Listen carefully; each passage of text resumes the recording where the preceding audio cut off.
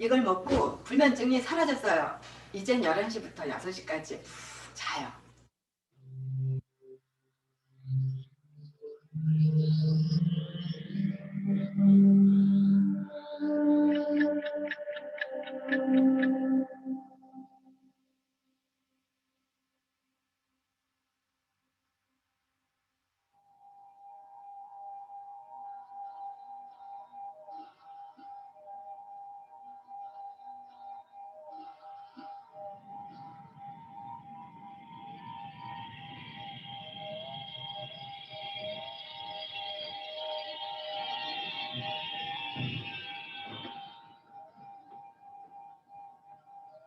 Un beau jour, un soir, cette personne est venue chez moi et m'a demandé si je voulais me charger de missions confidentielles.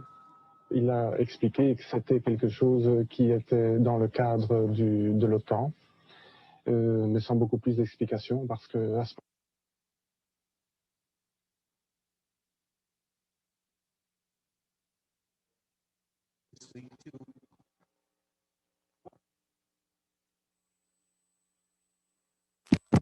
are highlighted in the book that we want to concentrate on. And Greece is, of course, been much in the news because of the sovereign debt crisis. And when we read the chapter on Greece, I was amazed at how much corruption is in Greece. Remember, Greece has been part of the European Union since the 1980s. So, and it's almost as if the European Union had not very significant impact on the political institutions of Greece in terms of making the political state, the state of Greece, an effective administrative state that can make Greece into a nation state with a powerful state for a small country of only 10 million people. But when you read the chapter, you get an understanding of just how ineffective, how weak the Greek state is. And despite this being in the European Union since the 1980s. And the failure of the Greek state was evident in the weakness of the Greek state was evident in the debt crisis, the sovereign debt crisis, which began in the late 2000s, around 2009, 2010. And that had a big impact on Korea, by the way, because as my business friends tell me here in Korea, whenever there is a financial shock, a financial crisis in the West, like for example regarding Greece, investors try to protect themselves and cover their risk that they have in Greece or due to the Greek crisis, for example, by taking their money out of emerging markets like South Korea. So investors who were in danger from the Greek crisis, if they had money invested in the South Korean stock market, for example, they would withdraw that money from the South Korean stock market in order to prepare themselves to deal with any dangers that they face from greater financial exposure in Greece. So that has a big impact on the rest of the world, not just on the Greeks, not just on the European Union, but the entire world.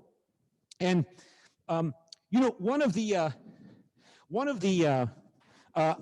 purposes I think I have to fulfill in this class is to provide a context, to provide a political context, history for explaining the chapter that you're reading on Greece or in the chapter you're reading on Spain. And Greece has a very traumatic history in the 20th century,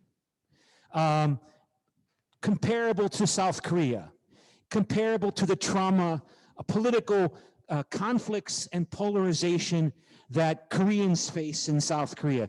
Greece, modern Greece, like South Korea, is very much, not only, but very much a product of the Cold War.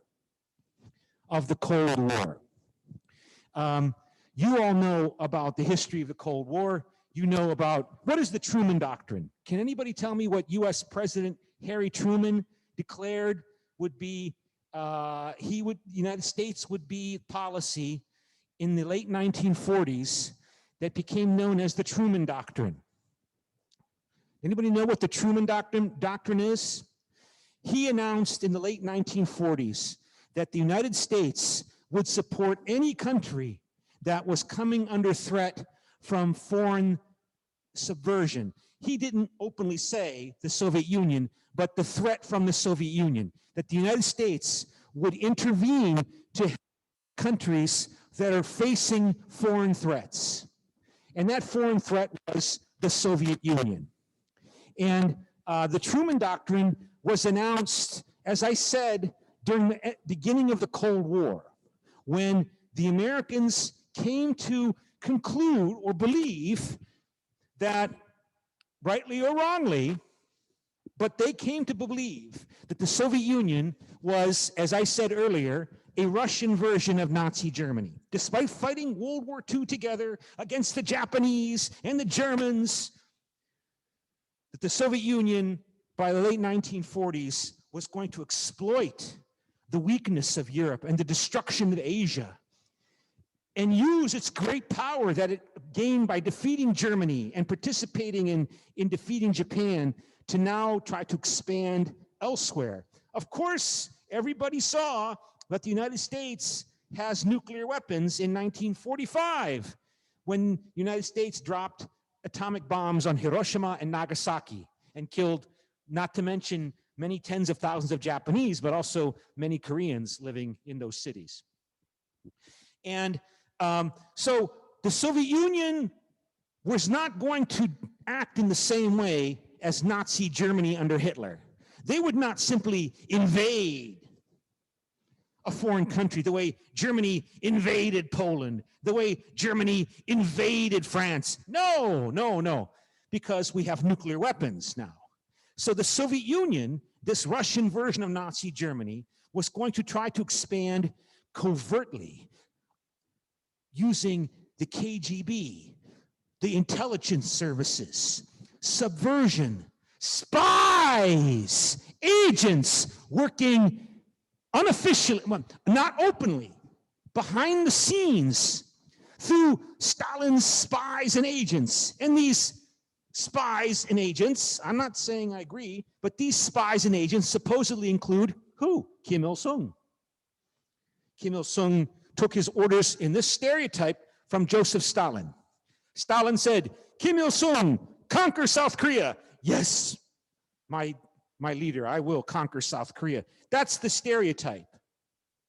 But before the South Korean War, before the invasion of South Korea, there were three episodes, three crises that led the Americans to believe that, oh my God, the Soviet Union is trying to conquer Europe and Asia. And those three crises included Greece in the late 1940s. They included also Eastern Europe, as the Soviet army was driving Germany back to Berlin and conquering Berlin. The Soviets occupied Poland, Czechoslovakia, Hungary, Bulgaria, Romania, and then while they were there, they put in power their local spies and agents who were not officially Soviet citizens, but the spies and agents of Stalin. Georgy Dimitrov in Bulgaria, Boleslav Beirut in Poland. I could go on and on. These communists in power. And also another case which we can't talk about here was in Iran, that the Soviet Union encouraged or supported a separatist movement in northern Iran, in Azerbaijan and Kurdistan. We won't talk about that here. And the third case was Greece. There was a civil war in Greece. There was a civil war in Greece in the late 1940s, before the Soviet Union developed and showed it had nuclear weapons. the Greek Civil War, which is not really discussed in your chapter. And it's, you know why it's not discussed? Because one reason is because it's painful. It hurts. Okay? So we need to talk about the history of the Cold War if we want to explain why, try to explain why the Greek state is so inefficient and corrupt. Because Greece, remember, your debate topic for Friday, is South Korea more modern than Greece and Spain? What does it mean to be more modern? Does it mean that the state of South Korea is less corrupt than the Greek state? When you read that chapter, you might already have read the chapter, the Greek state is incredibly weak, complete and ineffective. Why? Because of corruption. Why is it corrupt? What is corruption?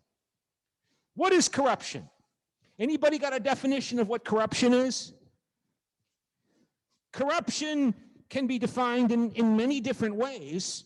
One way to define corruption is by Transparency International is a famous NGO focusing on corruption, right?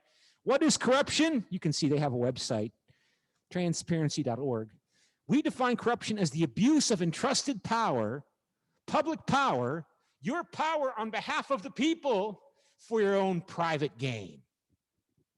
So when we say the Greek state is very corrupt, we mean people get jobs in the Greek government, in the Greek administration, and they are there representing the people of Greece, the public interest of Greece and the Greek nation, working for the well-being of Greece and the Greek people. And what do? They steal. They steal the money. They find ways to put it in their pocket. They find ways to give jobs to their brothers and sisters and cousins. I know what happens in Korea. I know what happens in Spain. I know what happens in the United States. But it's really bad in Korea. Really, really bad. And that chapter shows you it's bad.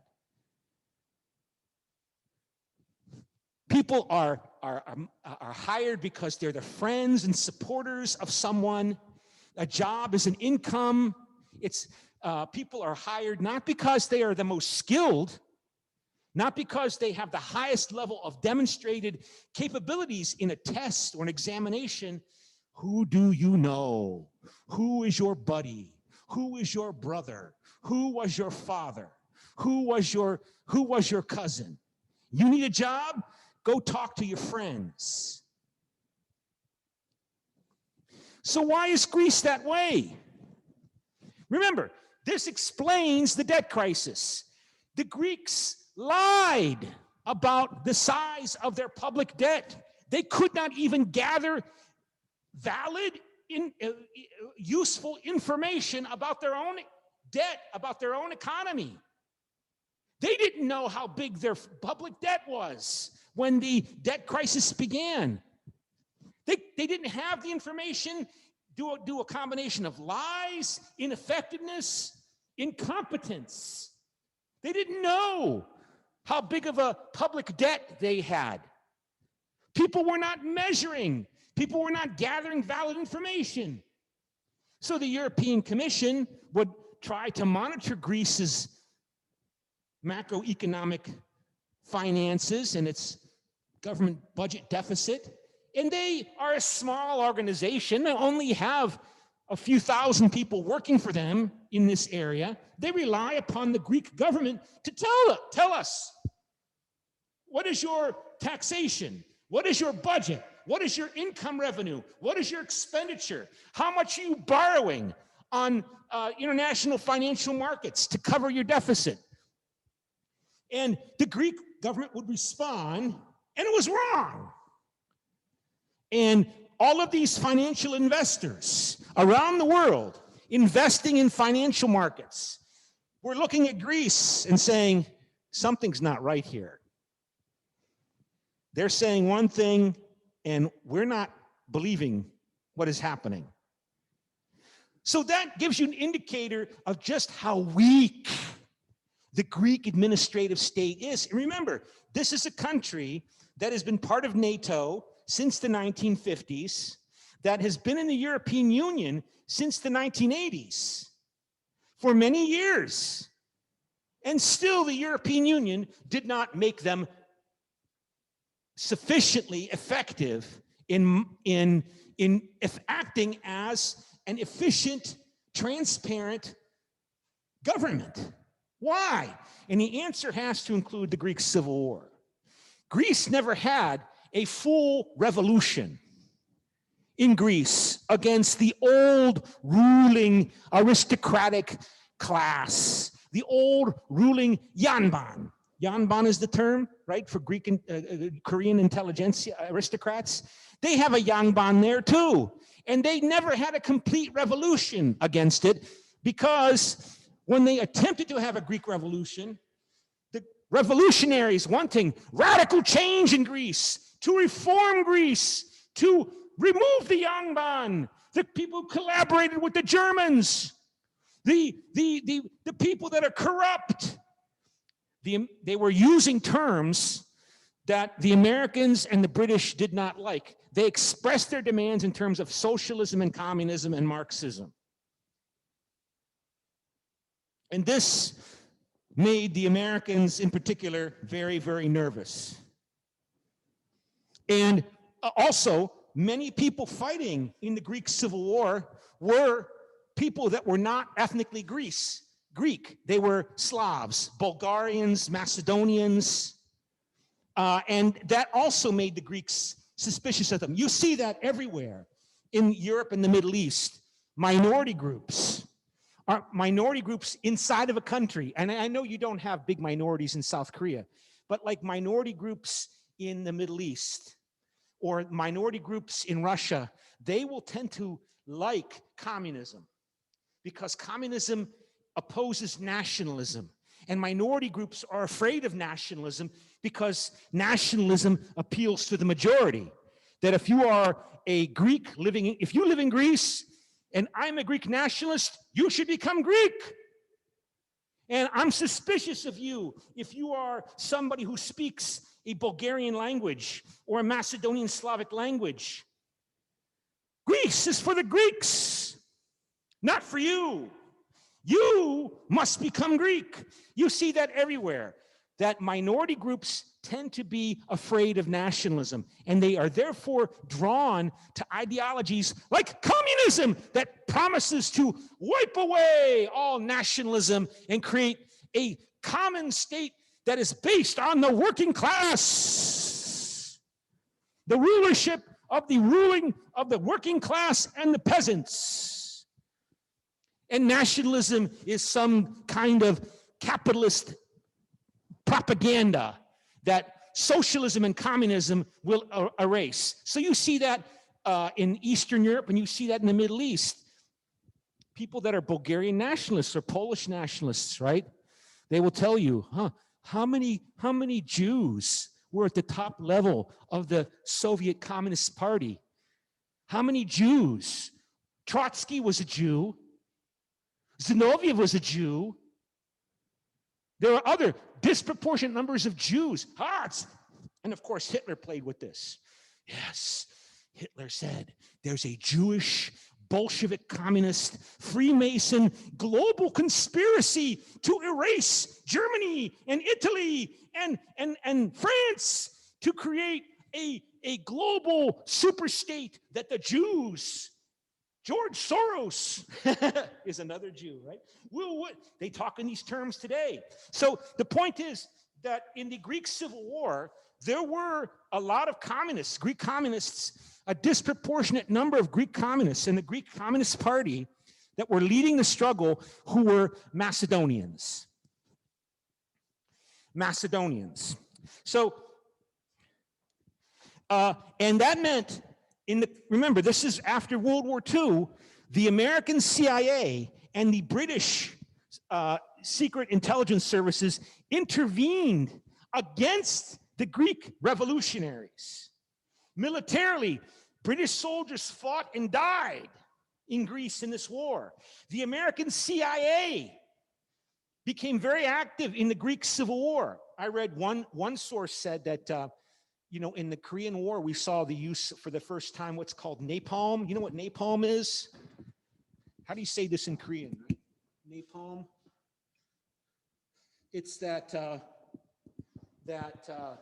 fire weapon that you make out of soap and gasoline, and you put it in a bomb and you drop it, it burns everything.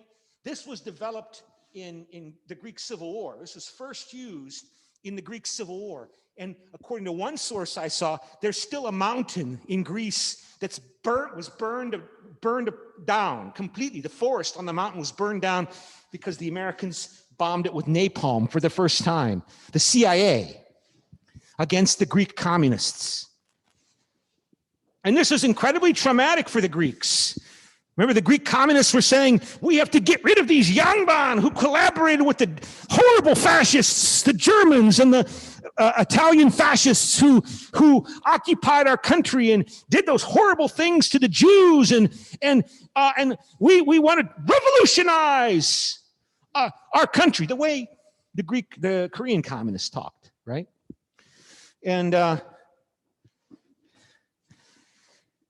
And so this is the third case. The Americans, when I was your age, the Americans believed that it was Stalin, that Stalin gave the order for the Greek communists to try to take over Greece. And this was first something which the British took responsibility for. But the British came to the Americans, to Harry Truman, President of the United States, and said, we're too weak. We don't have the resources. We British do not have the money. We're spent from the war. America, you have to take the lead. And this led to the Truman Doctrine. This is one of the critical cases leading to the Truman Doctrine. But what I want to highlight here is that when I was your age, I was taught that Stalin told the Greek communists to take power. And it's not true. Now, when you read Wikipedia, 30 years, 40 years after I was your age, remember, I was in college during the Cold War in the 1980s. Look what Wikipedia says. But this is different from what I was taught when I was in college in the Cold War. It was fought between the Greek government army and the United States, and it was supported, but it says here, here you see a reference to the Truman Doctrine, that the primary goal of the U.S. would be containing the Soviet Union, because by this point, the United States concluded that the Soviet Union was no longer an ally. And it said here, what does it say here? I want to just highlight. Greece at the end of it was funded by the U.S. and joined NATO in 1952, while the insurgents were demoralized by the bitter split between the Soviet Union and Joseph Stalin, who wanted to end the war, and Yugoslavia's Josip Broz Tito. He was the one who took the lead on aiding the Greek communists. He, not Stalin, Tito of communist Yugoslavia. He took the lead. Stalin acquiesced.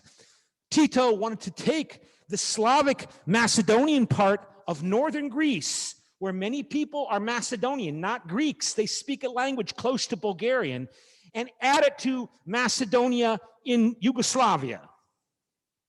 But that's different from when I was your age. I was told, Soviet Union, we remember the dominant view in Washington 40 years ago and today is that the Americans saved the world from the Russian version of Nazi Germany. And that Joseph Stalin ordered this, and he didn't. It was his doing. And the reason why this is interesting is because he would break with Stalin in 1948. Tito, the communist dictator of Yugoslavia, he would break with Stalin and then become the ally of the West because he opposed Stalin. So, hey, if you oppose Stalin, you're a good guy. He was not a nice guy. I mean, hundreds of thousands of people were murdered by him. Like Stalin killed millions in the Soviet Union. After he took power at the end of World War II, he killed thousands and thousands and thousands of people. But then, he became friends with the US. So we liked him because the enemy of my enemy is my friend.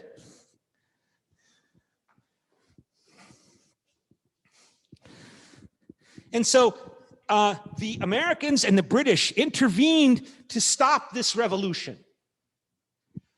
And that meant that the old ruling thinking, the old ruling classes, and the old ruling mindset that my primary well-being depends upon the well-being of my family and my friends. That's number one. Not Greece, not Korea, not Italy. My family, my village, my friends is still a powerful, more powerful identity, a local, we call it in English, parochial identity. Parochial identities are very strong in Greece, partly because this revolutionary force was stopped by foreign intervention, by the Americans and the British. And that means, it means, like many Koreans, the Greeks are kind of crazy because of outside intervention in their internal affairs. What do you do with people who bomb your country, like the American CIA and the British? Should you love them? Should you hate them? Should you both love and hate them? I mean, America's done many good things for Greece, put lots of money in through the Marshall Plan in Greece. America's done many good things for South Korea, right? While what one estimate said 20% of North Korean population died from American bombing during the Korean War. Lots of bad things happened in Korea as well with the Americans involved. So you both love and hate America. And that's the same true with Greeks. And the point is, this is difficult to talk about. It hurts. It hurts. It causes cognitive dissonance. Remember, we talked about motivated reasoning. People want to see the world in a way that allows them to feel good about doing whatever it is they want to do. So one way to feel good about it is just not think about it. And so there's no discussion of the Greek. I think there's one reference in the chapter to the Greek Civil War. But so there was never been a fully modern revolution in Greece. And the mindset of the people in Greece is like a lot of ways the mindset of Italy, because Italy also experienced this covert battle competition between the KGB and the CIA in Italian internal politics in the late 1940s. And of course, you Koreans know about it in Korea, right? But although that war became open with the Korean War, that combat became open. But and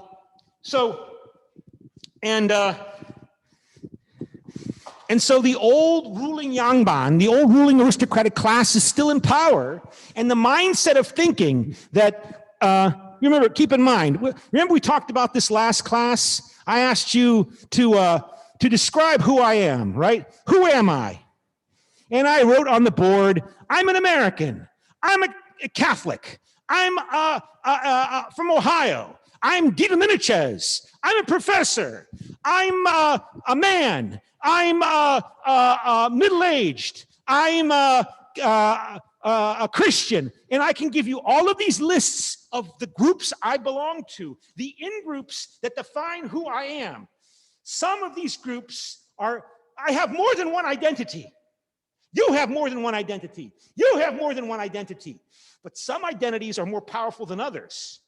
But we like to see the world in a way that is self-serving. So I want to see a world around me, perceive a world around me, in which there's no conflict between being Italian and American and De Dominicis. Or to be Greek and pro-Western. Because the West did bad things in Greece under the British and the Americans, but they also did good things. So what do? I'm not going to pay attention to the bad things. I'm not going to talk about it because it hurts. I don't want to hurt. So one way to see a world in a self-serving way is to make yourself forget things. We won't talk about the bad things that the Americans did in South Korea during the war. We'll just forget about it. But you won't really forget about it still be there. And it can explode in instances where the context changes, the political situation changes, right? So parochial identities are not national. National identities, they can range from the size of, Iceland to the size of China, right? And we have different in-group identities, and we identify them with different levels of degree of intensity, right? How much do I love Ohio? Am I willing to fight and die for my home state of Ohio in the United States? No. I like it when Ohio State football team beats Michigan. Woo! We won the Rose Bowl. Yeah, yeah. Oh, Ohio State lost to Michigan. So I might sacrifice some peace of mind about Ohio. I might even sacrifice a little wealth to Ohio State by giving money to my university that I went to school. You were here at Catholic University of Korea. I'm sure after you graduate, Catholic University of Korea is going to come to you and say, will you please give some money? When you have a career and get a job, they're going to come to you, will you please give us some money? Don't you love Catholic University of Korea? All the good times you had there? Come on, give us some money. And they ask me for money, and I give a little money to Ohio State. But that doesn't affect my lifestyle. It's just a little bit of money. Second level intensity, right? I sacrifice my career or a lot of money. Let's say a lot of money. And for the independence of Kosovo, lots of Albanians living in Sweden and Switzerland and other countries in Europe send a lot of money back to Kosovo to support the Kosovo struggle. So much money that it affects their lifestyle. They send so much money back to help Albanian nationalism in Kosovo that they can't buy a nice car or a nice house. And then the first level intensity is you sacrifice your career, right? Imagine you're living in occupied Korea under the Japanese. You're smart, you're ambitious, right? And you're like Park Chung-hee. I'm smart, ambitious. My teachers say I'm really smart. But if I want to advance, I have to join the Japanese army. He graduated first in his class in the military academy in Japan, right? He adopted a Japanese name. He was not willing to sacrifice his career. But nationalists are. They will sacrifice their career or even risk their life fighting for the freedom of Greece, the freedom of Korea, the freedom of Italy, the freedom of China. And this is nationalistic behavior. So, but we have different identity in groups, and we have different degrees of self-identification with them. But the United States intervened against a radical Greek nationalist movement because it was talking in terms of communism, Stalin's ideology. And so these parochial identities of clan, village, family are still very, very strong in Greece, stronger than they are in Germany, for example. Much stronger than they are in France. And that leads to, I have to take care of my clan. I've got to take care of my friends. I have to take care of my family. And that means I'm going to steal a little money and put it in my pocket when the central government gives me some money for the local government in Greece. Corruption, corruption, corruption. And that's true, like I said, in Italy as well, right? But we don't cover Italy in this class because it's not in the book. Yeah, so this summarizes these different experiences, and of course, I don't really want to talk about this too much. I mean, there are different kinds of nationalism. American nationalism is based upon territory. Who is an American? Somebody who was born in America. You can be black, white, green, yellow, purple, whatever, your religion, but America is a nation state.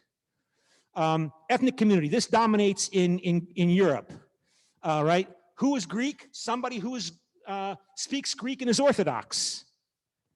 And Greece is for the Greeks, and you are Macedonian, you are speaking Macedonian language, you are dangerous.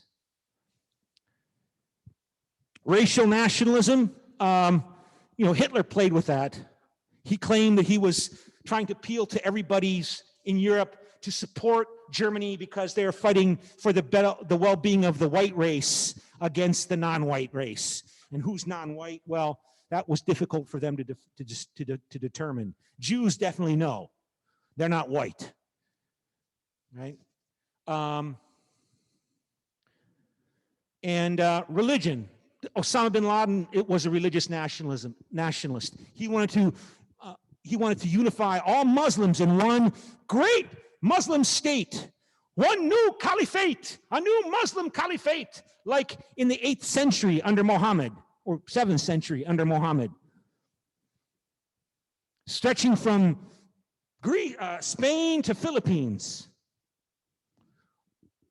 religious community basis. Okay, so that's the context of what we're covering here in terms of the Greek Civil War, and so there's references to the Truman Doctrine, and this was really important event. The Americans' establishment, the American ruling forces, came to the conclusion through political struggle and combat amongst themselves that the Soviet Union, despite we fought with them in World War II, they are a Russian version of Nazi Germany. They want to conquer the world, and that would continue to dominate US the next 40 years until today. NATO is good. CIA is good. American bases in South Korea are good. American military bases in Japan are good. Why? Because they saved the world from the Russian version of Nazi Germany. We make mistakes. Everybody makes mistakes, right? We're human. Humans make mistakes. But certainly American alliances, American global leadership, American global hegemony is a good thing. Why? Well, we saved the world from the Russian version of Nazi Germany. That's why. America certainly should not leave.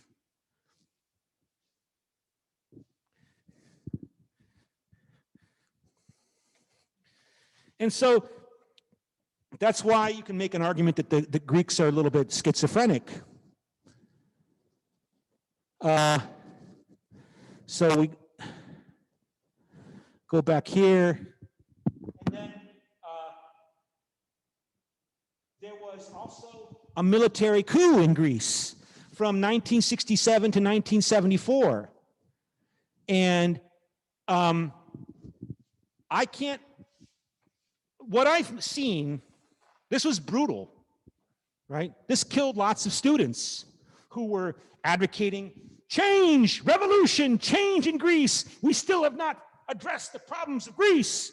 We still have injustice, social inequality, corruption, and of course, Greek students were leading that call. And the response was the Greek military seizing power in a far-right coup under colonels, the Greek colonel regime. Did the Americans support this? I haven't seen it. I have seen evidence that the Americans knew that the Greek military colonels were preparing this coup, and they didn't tell the Greek government. They knew it was coming, but they decided we're not going to tell the Greek government. Again, suppressing revolutionary change through conservative traditional rulers, right? And then in their effort to try to stay in power, they were appealing to Greek nationalism, the junta, and they fell in 1974 when they tried to unify Cyprus with Greece, encourage a Greek revolution in Cyprus, because those people were ethnically Greek in Cyprus, and unify Cyprus with Greece. And Turkey invaded Cyprus to prevent that unification of Cyprus with Greece, to protect the Turkish minority living in Cyprus, and they're still there today. Since 1974, there's still 40,000 Turkish soldiers there. And that's the main obstacle for Turkey joining the European Union. Greece demanded that if Greece was going to accept Poland, Bulgaria, Romania, former East European countries joining the European Union, then the European Union must also admit Cyprus, even though Cyprus is occupied 1/3 of it on the north by Turkish soldiers. And supposedly Turkey will never join the European Union as long as it continues to occupy this territory of Cyprus.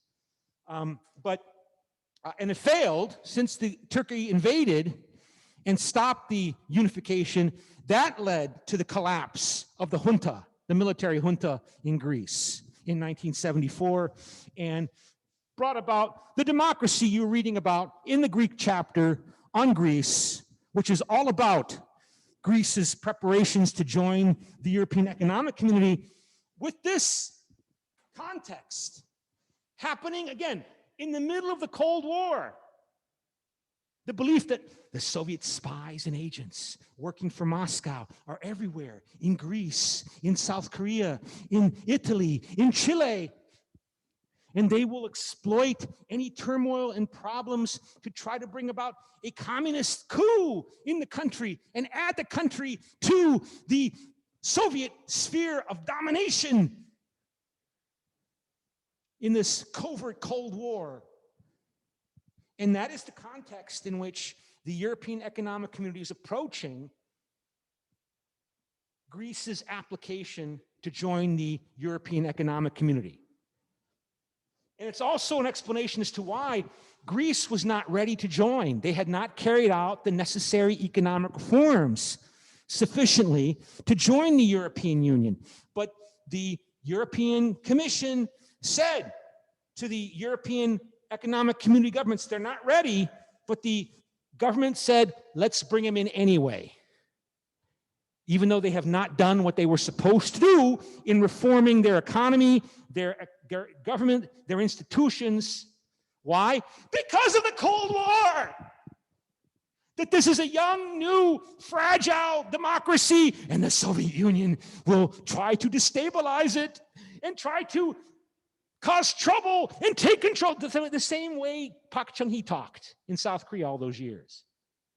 In Chunduan, we can't have democracy here because, you know, the North Koreans are always causing trouble. And anybody who's a troublemaker is working for North Korea.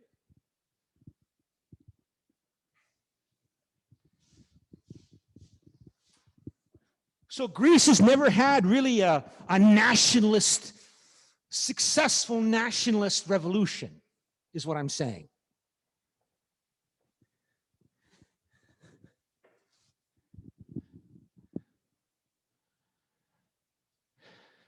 And so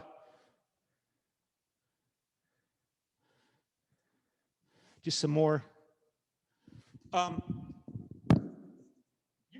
reading a chapter about Golden Dawn, which for a time,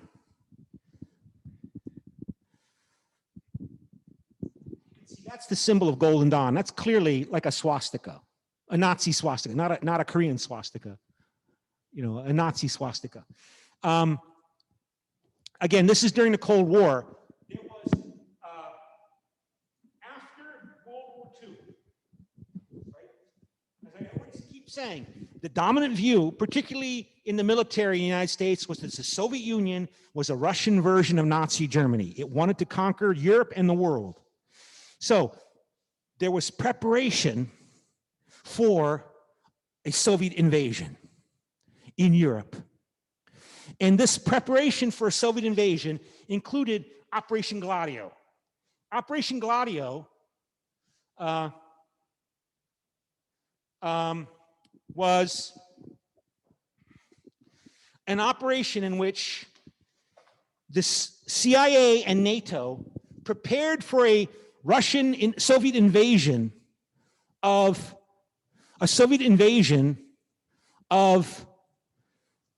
Italy, Western Europe, by what they were called, preparing what were called stay-behinds. Stay-behinds. These would be military cells of fighters. When the Soviet Red Army invaded Italy and Greece and Turkey, these secret groups of guerrilla fighters would stay behind in Greece and Italy and attack the Soviet occupation forces as guerrilla fighters. And they would be trained and they would be armed with weapons and given money. And this was called Operation Gladio. And I told you, the dominant view was that the Soviet Union was as vicious and nasty as Adolf Hitler's Germany. And if it could win world domination by starting World War III without being destroyed, it would do it. So Operation Gladio was very important in Greece. And I'm not making this up.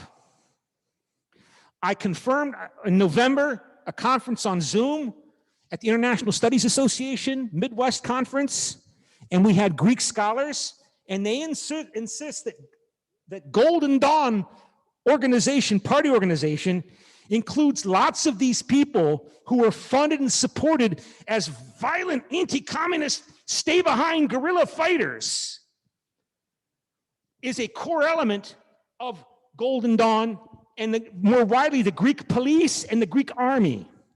This was set up in Italy. This was set up throughout Europe and Greece and Turkey. And these people often were fascists. Who were the best anti-communists? The fascists. The fascists claimed, the Nazis claimed, they fought World War II against communism to stop Jewish Bolshevism.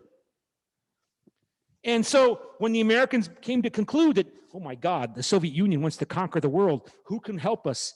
These people, a lot of these people who collaborated with the Germans and the Italians were brought in to this Operation Gladio. And they're often not very nice people. You can imagine what they were like. And this Golden Dawn party that you're reading about in the chapter on Greece has its roots in this Operation Gladio. According to this Greek professor I spoke with in November, with other professors present on Zoom.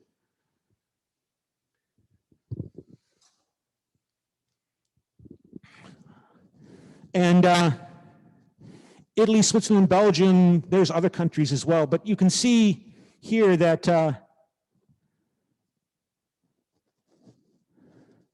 yeah. So that, again, you can see there's the Golden Dawn party symbol. And this video that I started to show you, this is from 1992. It's a BBC series that I used to show in my classes in Bulgaria, and it talks all about Gladio. And I keep seeing this BBC series referenced. This was the big Western news report. Remember, the Cold War is over now. Soviet Union is gone. So people are going, Soviet version of, the Russian version of Nazi Germany is gone. So let's talk about what happened during the Cold War, okay? Since we don't have to worry about the Soviet Union anymore. Oh, Operation Gladio. And how did that affect politics in Greece and Italy and Turkey? And it's good. It's good, and it's on YouTube, and it's free.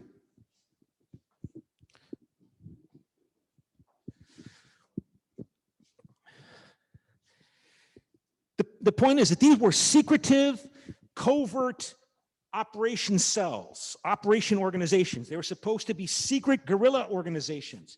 So they were not supposed to be open to public inspection, public monitoring and control, and they involved highly motivated, often unpleasant people, and they were given lots of money and weapons. And they used that money and weapons for other purposes, including killing people.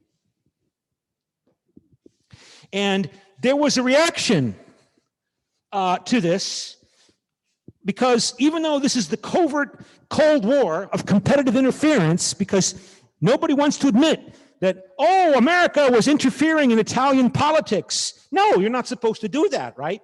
This is the era of national self-determination. Everyone has the right to participate in politics to determine the destiny of their nation.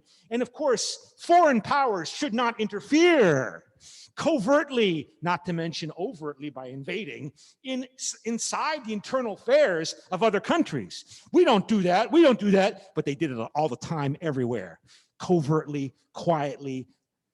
They tried to hide it, but you can't really hide it. It's too big. So all the Greeks know what I'm telling you here right now, but they don't want to talk about it because it sucks. It hurts. Our friend America, where so many Greek people live, did bad things to us. I don't know what bad things. I don't know what bad things. Gladio, what is Gladio? You make yourself see a world that allows you to feel good about having what you have and getting what you want to get. A career, money, being European. And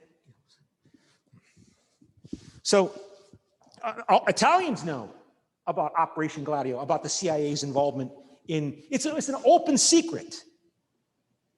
It was an open secret that the CIA provided money to political parties in Italy all through until the 1990s, until Gorbachev came to power in the Soviet Union.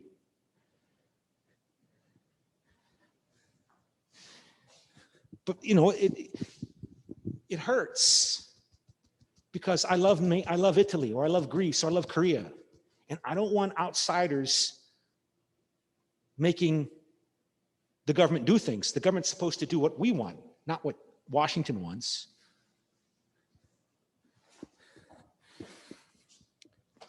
And you even get a sense from the chapter that you're reading on Greece. Even that professor that's writing those professors that are writing the chapter on Greece, they resent outsiders telling them what they have to do in the form of conditionality to get the loans from Germany. That comes across also in the previous textbook that I used in this class that was written 6 years ago. The same sense of, from those professors writing on Greece in that textbook, again, resentment. They're abusing us. Abusing us. But we're going to stay in Europe. Like, this is the latest case of outsiders imposing their will on us.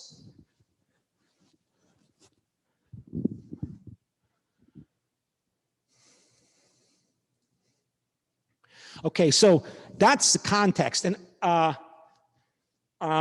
I want to give you that context because, you know, there's a lot of detail, information in these chapters, and it's like Greece did this, and then they did that, and they did the other thing. But if I give you the context, maybe it'll make it more interesting to you in terms of the emotion. And when you talk about emotion, you have to talk about nationalism and love for my people, whether they be Koreans or Japanese or Chinese or Americans or Greeks. And who are the threats to my people? The Bolsheviks, the Jews, the Americans, the Japanese. Pick your enemy.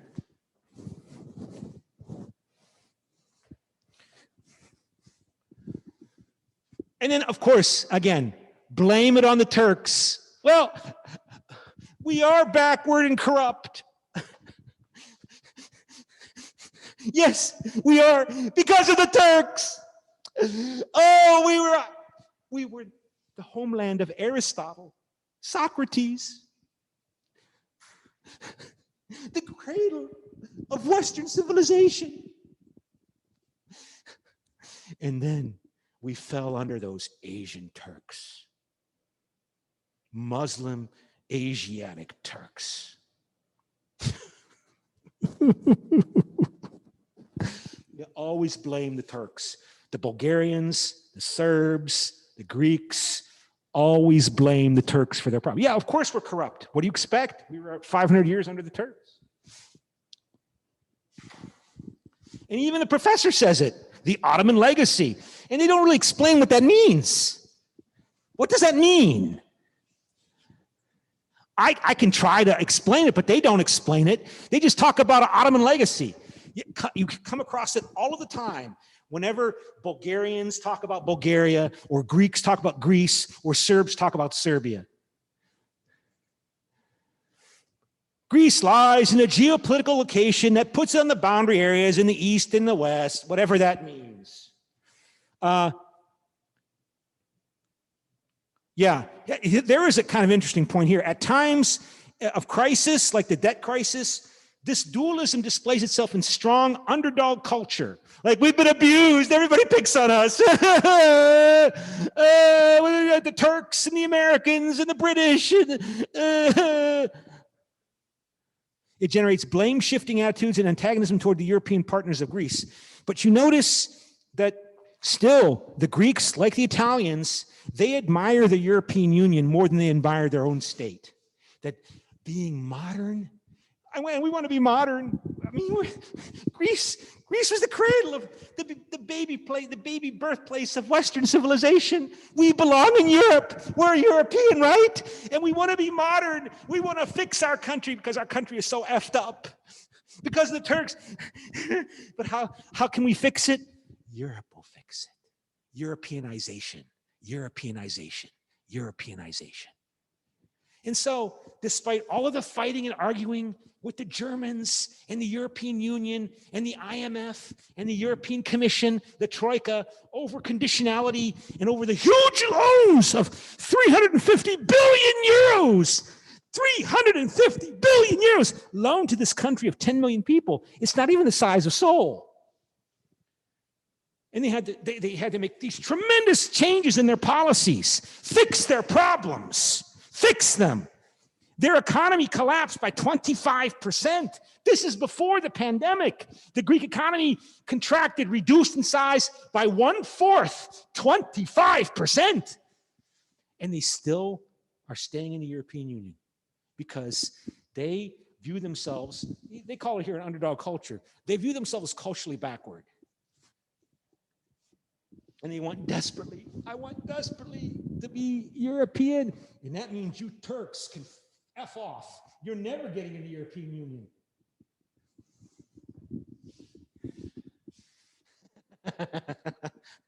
Certainly as long as you occupy Cyprus.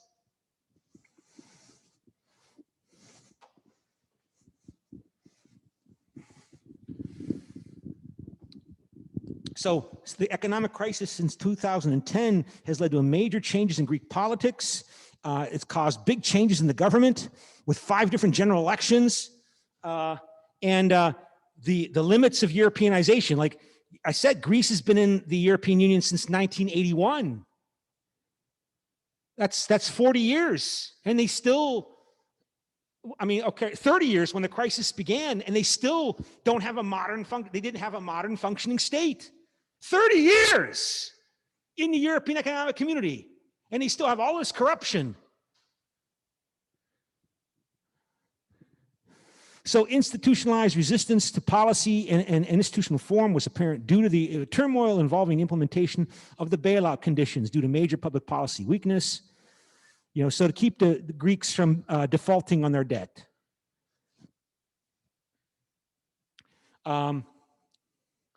We should do an exercise here. So we go to Poland. That's Poland, right? This one. Okay. So,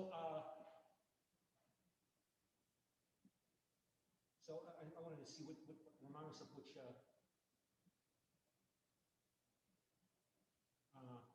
Oh, okay. I have an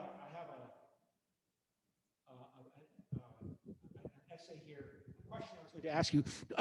10 years ago, I wrote a paper that I presented at the at a conference in the United States. No, it was the Korean World Congress. I wrote it for the Korean World Political Science Congress that I told you happens every 2 years. So back in 2011, I wrote a paper comparing Greece and Macedonia's conflict with China and Korea's conflict over Koguryo. Who knows what Koguryo is?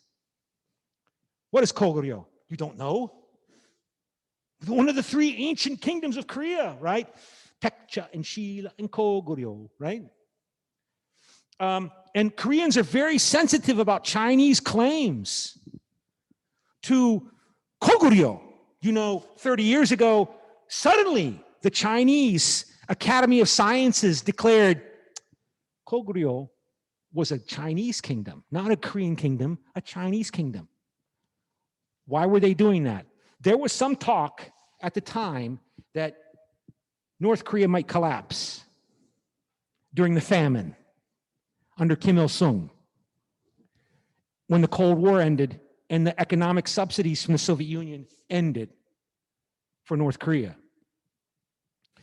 And so the Chinese apparently were preparing to occupy North Korea rather than allow it to unify with South Korea. And they began to legitimate and propagandize their right to do that by pointing out or claiming that Goguryeo was Chinese, not a Korean kingdom. It was a Chinese kingdom. So when I say that, how do you feel about that? Oh, nationalism. You can't understand politics unless you understand emotion. You can't understand emotion unless you understand identity. You can't understand identity unless you understand nationalism. You know. So then you know why the Greeks are nervous about Macedonia existing as a state, because of the Greek Civil War, because of the claims that Macedonians are an ethnic group that should have their own country and live in Macedonia, that northern Greece is not Greek, it's Macedonian. I was there. Those people speak Bulgarian. I could, when we were in northern Greece, I used to go to gas stations and talk to people in Bulgarian language. They understood me. If you're a Greek nationalist, So there has been a dispute that was just resolved last year for Greece to accept a new name for Macedonia. Instead of being the former Yugoslav Republic of Macedonia, it is now the Republic of Northern Macedonia. And so in this paper, well, I compared these two conflicts. And the Koreans at the conference, they were, I could tell they got kind of upset. And he said, you know, Ben, you should really compare the conflict over who was Genghis Khan. Was Genghis Khan Mongolian or was he Chinese? But again, just to give you Koreans, you understand, you have an emotional understanding of the kind of nationalist conflicts in the Balkans between the Macedonians and the Greeks and the Turks and the Bulgarians. And it's very powerful in the Korean government. This is the website of the Korean Republic in Greece. And this is everywhere on all of the Korean embassy websites. What do you see? You go see here, and of course, they've got the pictures, and then at the bottom they have this. Dok Island is Korean. East Sea, not Sea of Japan, East Sea, and Goguryeo. Claiming, again, attacking the Chinese government for claiming that Goguryeo was a Chinese ancient kingdom. And this is 30 years, almost 30 years after the Chinese Academy of Sciences made this claim. And they have it on all of the Korean embassy websites around the world. This pops up. So obviously they're nervous and concerned about what China's plans are should Kim Jong-un's regime disintegrate in North Korea. So you know, you have a sense of the feelings involved here. And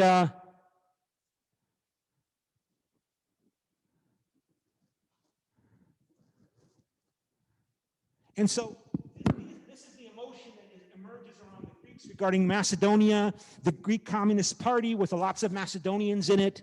And this since, oh yeah, until it's 2019, it was changed finally. They agreed. This was negotiation over the name of this country. This little country here went on for decades since Yugoslavia broke up. The Greeks claim that Macedonia was Greek, is always Greek, that Alexander the Great was Macedonian, and that Macedonia is Greek, and there cannot be a country on the north of Greek border called Macedonia, because the concern is that that independent country of Macedonia might be attractive to the people living in northern Greece who have been historically abused by the Greek government because they're an ethnic minority, right? So this is the ethnic breakdown, linguistic breakdown of Macedonia. This is Greece here.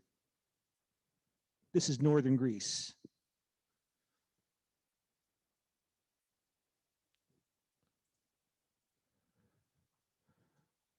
And so let me see what else I have here.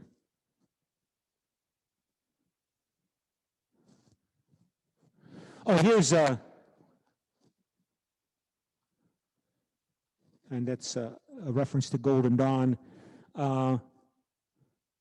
Here's the report on, finally, over 3 decades, the Greeks and the Macedonians agreeing under pressure, under NATO, from the United States, from the European Union, please, Greece, let Macedonia have a name instead of us calling it the former Yugoslav Republic of Macedonia, as it was officially called until 2019.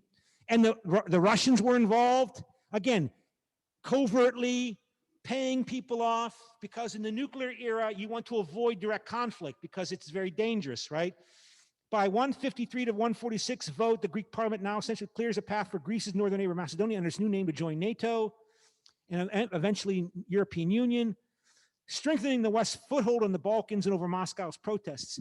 The Russian nationalism has always claimed that we, Russia, are the protector of the Slavic Orthodox peoples of Europe. Orthodox are the Christians who broke from Rome 1,000 years ago, from the Catholic Church, and that the Tsar is the protector and the right of preeminent involvement in the Balkan areas where Orthodox religion began under the under the Byzantine Empire before the Ottomans conquered it, right?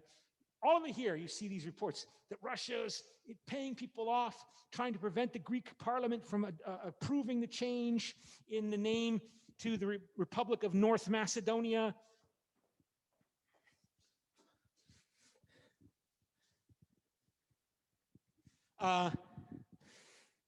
Greece had fiercely opposed its neighbors' use of the name Macedonia, arguing that it appropriated Greek history going back to Alexander the Great and implied territorial ambitions over the northern Greek territory of the same name because there's ethnic Macedonians living there,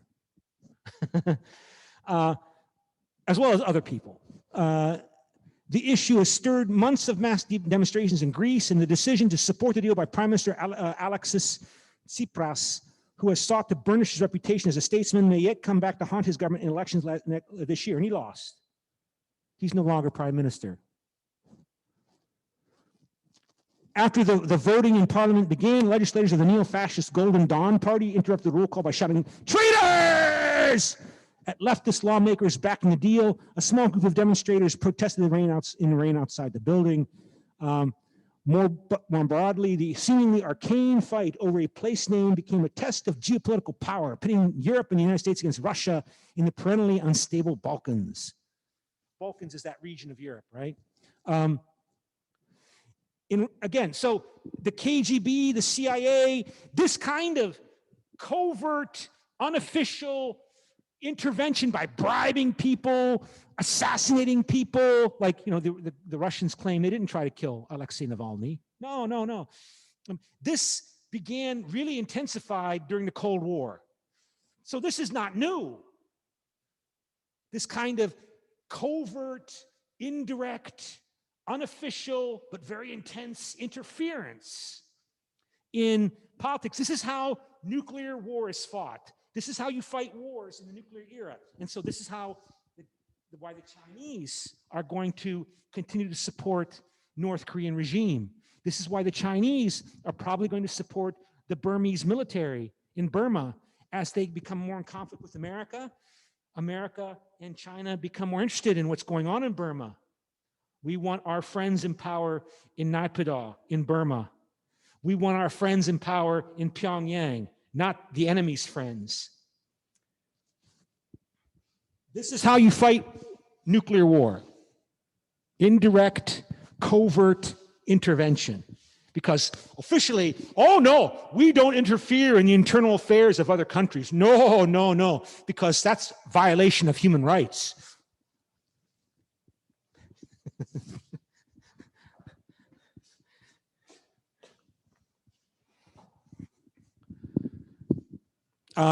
In Russia's effort to sway the Greek vote, it allegedly paid protesters, tried to stoke nationalism on both sides of the border, as well as influencing Greek Orthodox priests, and in a by now familiar tactic, littered the internet with disinformation and propaganda. The standard bearers of the West have celebrated the agreement with Mr. Tsipras, whom they saw not so long ago as the hard left and anti-American problem child of European politics. But again, yes, yes, please make my country better, make my country modern. In 2014, Mr. Tsipras demanded that Chancellor Angela Merkel go back to Germany, which had insisted on devastating austerity measures in Greece. This month, he welcomed her warmly as she admired how he took the initiative to resolve the name controversy. And she said, this is great for the European Union, the Western Balkans.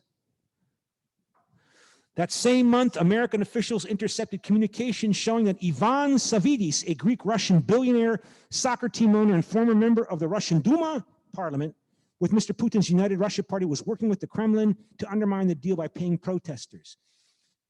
There's huge amounts of Russian money invested in Greece and Cyprus. Russian oligarchs, Russian billionaires, Russian millionaires, they like to park their money in Greek and Cypriot banks because they feel comfortable there, and it's corrupt. They like corruption, and they like Orthodox religion because they claim that they are the inheritors of the Eastern Roman Empire, the Byzantine Empire, the empire of Orthodox Christian religion.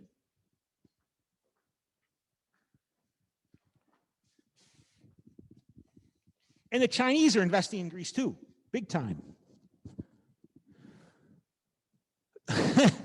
Soon after, the Greek government pointed in a statement to the presence in Greece of the Imperial Orthodox Palestine Society, a Russian organization created to de-Hellenize patriarchates in Eastern Orthodox Church, rivals to the Moscow Patriarch. Created by the Tsar's secret services in the 19th century, the group is now run by Sergei Stepashin, a former chief Russian spy and government minister. In a September interview with Der Spiegel, he effectively called for the secession from Greece of the important religious site of Mount Athos as an independent monastic republic, something like the Vatican State in Rome. So again, this is all familiar to me because I was in Bulgaria for 15 years, and it's Orthodox, right? And the Russians claim they have a special tie to Bulgarians for that reason. And I don't know, Koreans are a very religious people, right? Koreans are strongly religious. So you might find this interesting for a lot of reasons. But there is no pope in the Orthodox religion. Each nation has a patriarch. It's like each nation has a pope. So there's a Bulgarian patriarch, a Serbian patriarch, a Russian patriarch, there's a Greek patriarch, and there's the ecumenical patriarch, who is a patriarch who lives in Istanbul, the old capital of the Byzantine Empire, Constantinople, before the Turks conquered it in the 15th century.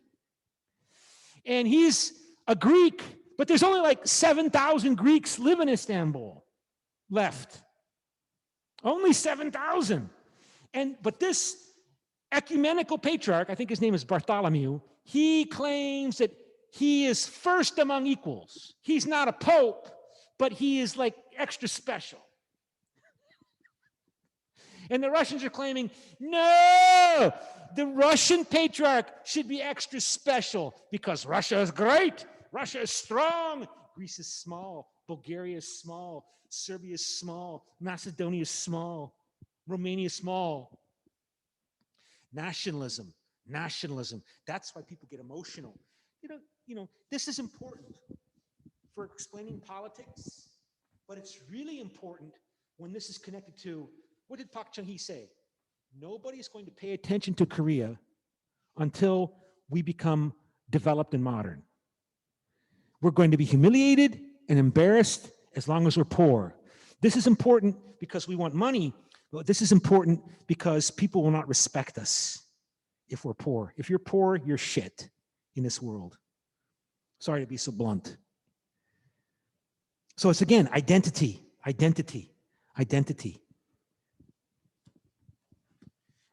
you see it all here, this weird behavior, nationalistic behavior.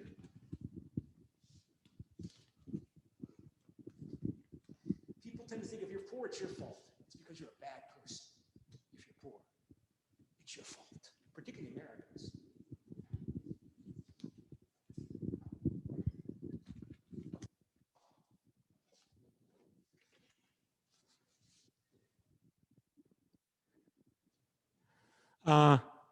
The Russians apparently tried to carry out a coup in Montenegro. They joined NATO last year, a couple years ago. During the Greek Civil War of the late 1940s, Tito, the leader of Yugoslavia, had an ambition to extend the southern province of Macedonia down to the Aegean Sea, encompassing all of Greek Macedonia. Again, I got to tell you this. I mean, I keep emphasizing, when I was your age 40 years ago, that was not what I was taught. I was taught that Stalin did this, not Tito, Stalin. Remember the Cold War? The Russians are the Russian version of Nazi Germany. The Soviets are a Russian version of Nazi. Now, no, we'll just forget about that. No, in fact, we see that it was Tito.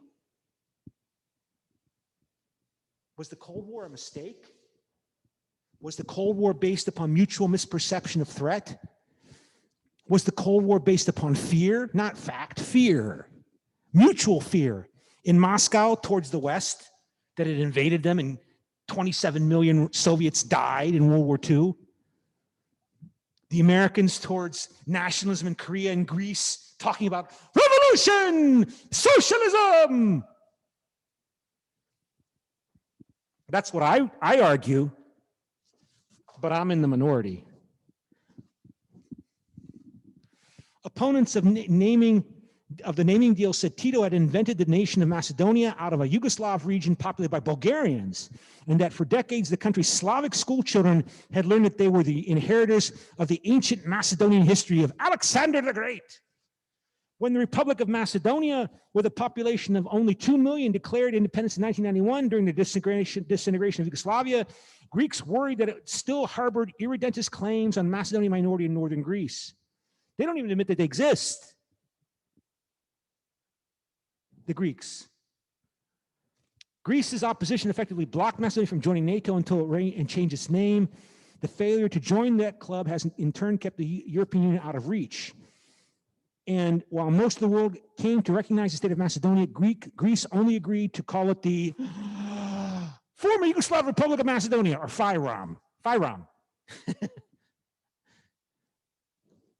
For us in Greece, this issue is one of the most sensitive matters for the country, said Adonis Georgiadis, the vice president of New Democracy, the right-wing party that's discussed in your textbook, in the chapter, the rival party to Mr. Tsipras, and a staunch opponent to the deal. He stipulated only that the name FYROM be uttered in his office. If you ask me what I am, I'm a Macedonian and I am Greek, because Macedonians are Greeks.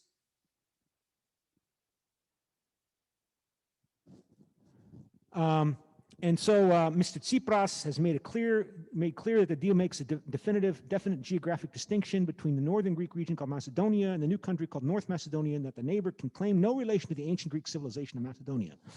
Huh. So he says, his supporters said he did not want a weak and unstable state on his northern border divided among potential Bulgarian, Albanian, Macedonian factions. Because the Bulgarians claim, yeah, those people are Bulgarians that have been brainwashed by the Serbs and Tito. But they're really Bulgarian.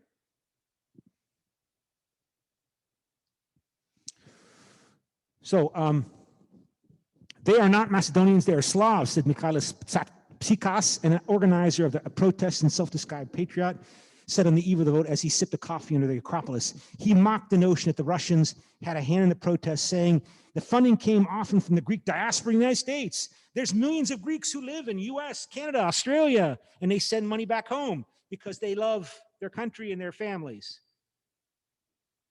It's dollars, not rubles, that were driving the anti-North Macedonia name protests. So please respond to the following statement. Macedonia is to Greece what Kogorio is to Korea. If I can find the poll.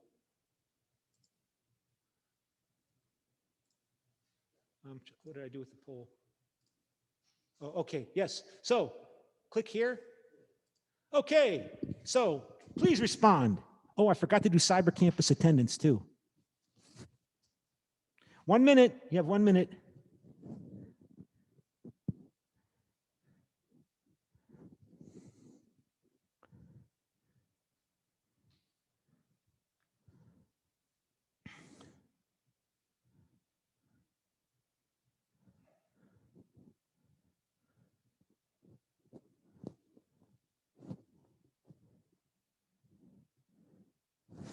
So it's just interesting that Tsipras did that and pushed that forward and probably caused himself to lose his election. I haven't studied the Greek election. I don't know why Tsipras lost, but you can tell there was a lot of controversy about accepting that name, the Republic of North Macedonia.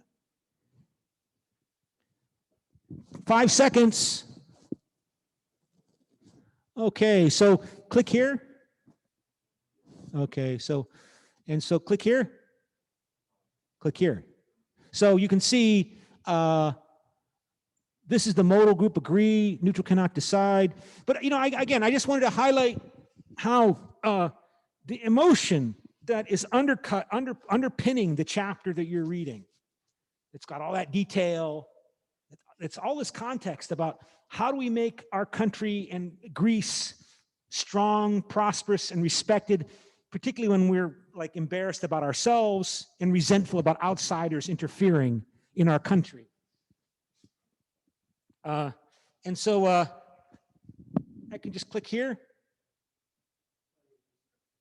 Yeah, click here. Close it. No?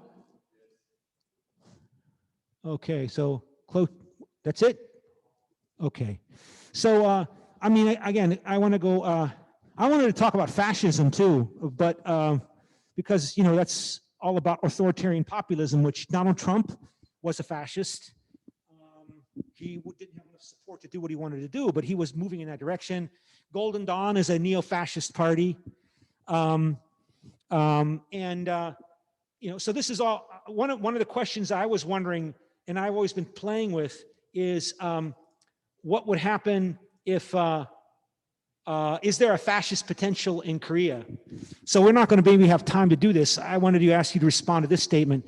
A reunified Korea will demonstrate a high potential for the emergence of an authoritarian populist regime. If North and South Korea reunify, I think they're intensely nationalistic.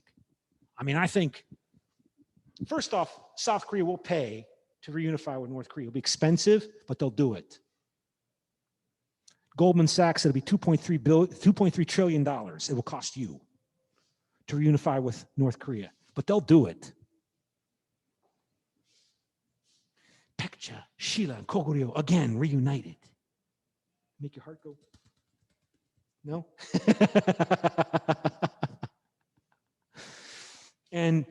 But then you have this issue, right, about how North Koreans are so different from South Koreans after 80 years of separation, right? 70 years of separation. And one of the points I've been thinking about is, if you're let's assume he's Japanese. You're North Korean and I'm South Korean. And we're unified finally after tremendous change and turmoil. And you're so different from me. Your attitude, you look physically different. You didn't eat well, so you're much shorter than me. You speak a weird dialect. But I'm supposed to love you because we're Koreans. We're brothers. It's your fault. Japan, it's your fault for this problem. Look what you've done. Look what you did, Japan. Punch him in the arm. Like I just did. Punch him in the arm. You don't have to get up. Punch him again.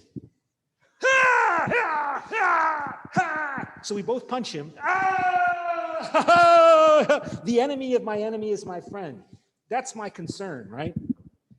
That if and when North and South Korea unify, nationalism will become really intense to overcome the polarizations among the people between North and South, and focusing on Japan as the bad guy, right?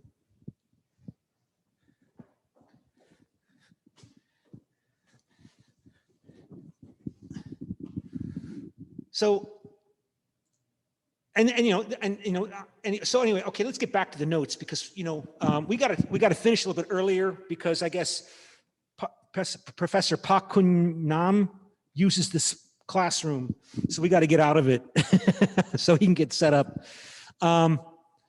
Okay, so but back to the details of how are we going to bring about peace to the Balkans and peace to Europe and peace to Greece and Macedonia and. The European Union is a peace strategy for peace. And, how are we going to make peace among peoples that have a history of terrible fighting and bloodshed? Well, this is what we can work with. We can work with these Europeanization policies. This is what we can do. We can do our best. And so,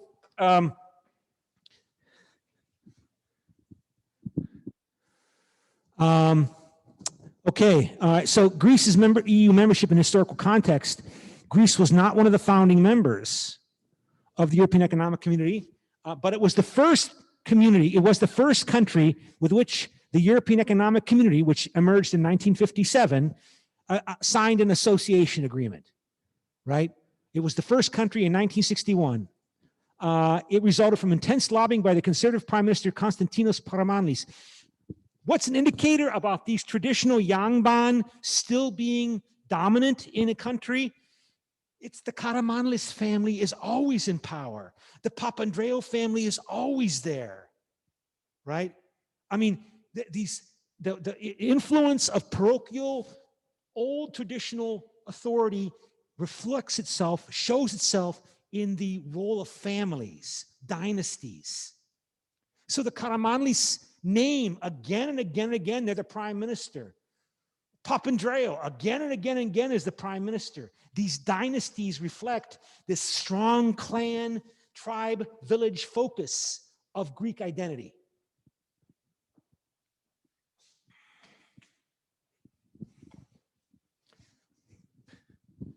Mitsotakis, I think, again, he's the prime minister now. Again, that's an old name.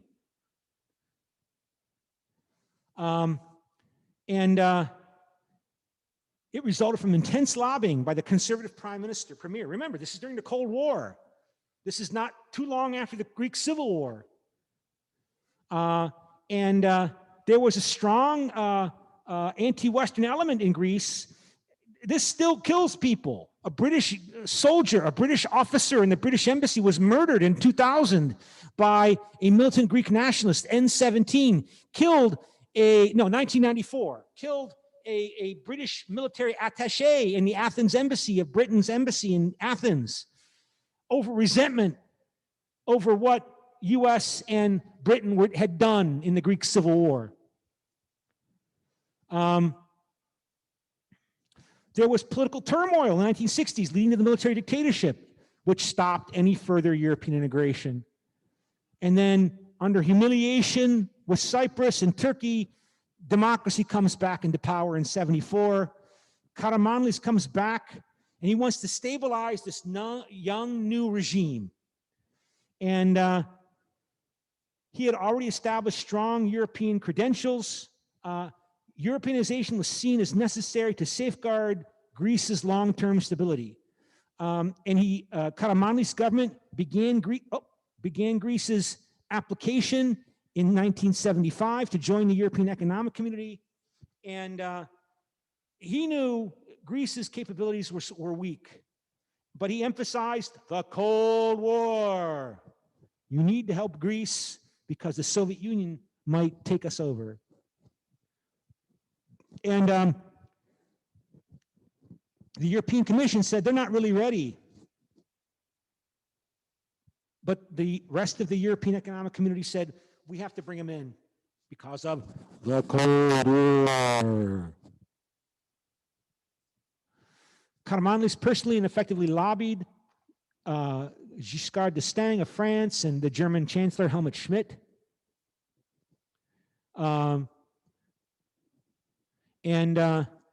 Also at this time in the 1970s, the military dictatorship in Spain ended with the death of Franco, natural death, dying in his sleep. Again, another controversial case, still difficult issue in Spain to this day.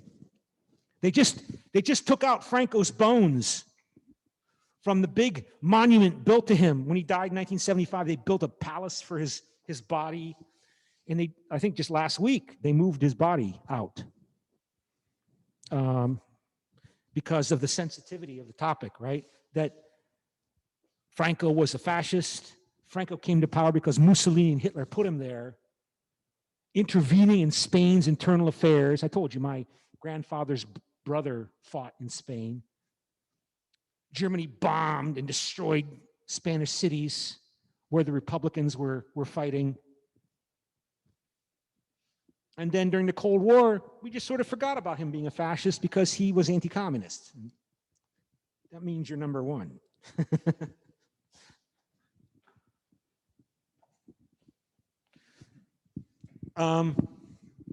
So consequently, the European Council overruled the Commission's objections and authorized opening accession negotiations. So, people make the claim that maybe if Greece had not been rushed to join in the European Economic Community, more reforms could have been made to make Greece more modern. Negotiations moved quickly, again, and then Greece joined on 1981, less than 6 years after democracy came back to Greece. And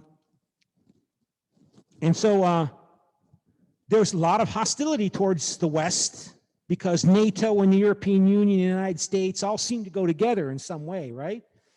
And the Socialist Party, PASOK, came to power in 1981 under Andreas Papandreou. I think that was who. But nationalism is not the only motivation for politics. The Greeks have really liked the cohesion policy and the agricultural policy of the European Union because it was a poor country with lots of farmers. So they've got lots and lots of money from the European Economic Community and the European Union. But Greece has a weak government in terms of its ability to utilize these funds. And so I think I'm going to have to stop the Zoom. I'm going to have to stop the Zoom and continue because we got to get out of here by 10 till. So I have to stop the Zoom. Thank you. Thank you. So let me see. Okay. And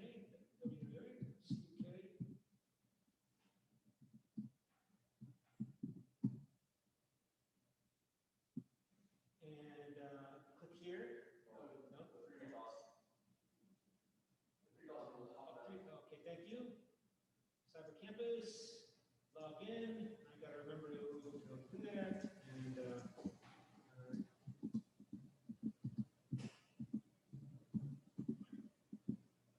okay. And where's the English? This one? Oh yes, there. Thank you. Go here, you go attendance, and go add, smart attendance, start attendance. Yay! 382. Use your lucky number. And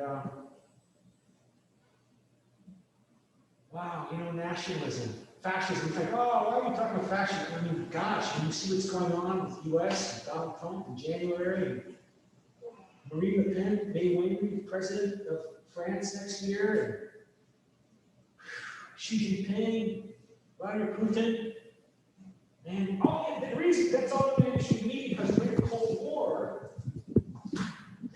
these nationalist tendencies, they can be suppressed because of fear. We have World War III, right? And then the Cold War is ending, and like nationalism, because we want to believe somehow we become modern and developed country, like France, US. We're not nationalistic. We didn't get that one wrong.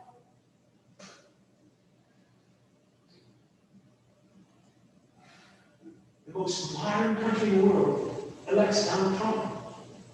And if events had gone in a different direction on January 6th, let's say some police and fire and killed lots of protesters instead of just one, who knows what the world would be like 2 months later, 3 months later.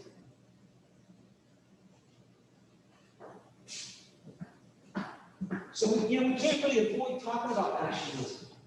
But it's not easy because, you know, it's easier to believe that politics is all about money.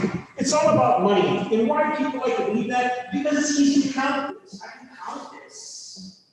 But how do you analyze nationalism? How do you do that? And I think you can do it by comparing what are you willing to sacrifice for the independence and freedom of your nation. When you have to choose, I either cooperate with the Americans or I fight the Americans. I cooperate with the Japanese or fight the Japanese. I cooperate with the Chinese or fight the Chinese. That indicates how strong your nationalism is. That's how you can try to get a sense of its intensity as a motivation. And it's not often conscious. You know, it's often not some people often deny they're nationalists because nationalism is fascism and fascism is bad, so I'm not a nationalist. I can tell you I'm not a nationalist, but I still can be a nationalist in terms of how I think and how I behave, and deny to myself that I'm a nationalist. I really believe it. But that was the point that Sigmund Freud highlighted, right? Sigmund Freud agreed that people lie. They lie to not only each other, they lie to themselves all the time. He was the one that used this notion of subconscious. Things are going on in your brain, in your brain, in your brain, in my brain that I am not aware of. And they're shaping how I think and how I perceive and how I act, and I don't control it.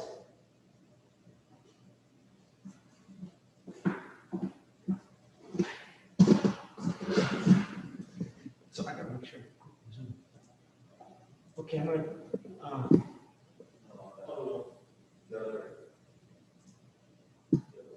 This one? Oh. Okay. So answer this, please. A unified Korea will demonstrate a high potential for the emergence of an authoritarian populist regime. Oh.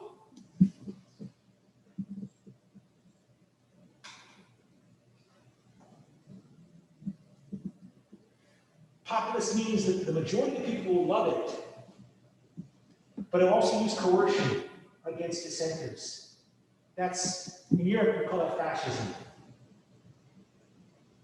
But it's like also in Iran or Khomeini in the 1980s was an authoritarian populist regime.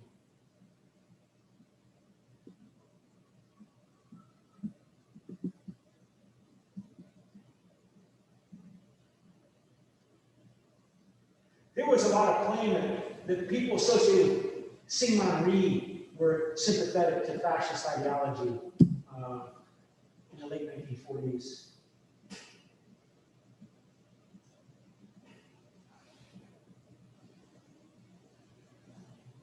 Click here, hit finish. Yeah. Click here. Yeah, the one's up. This one? Yeah.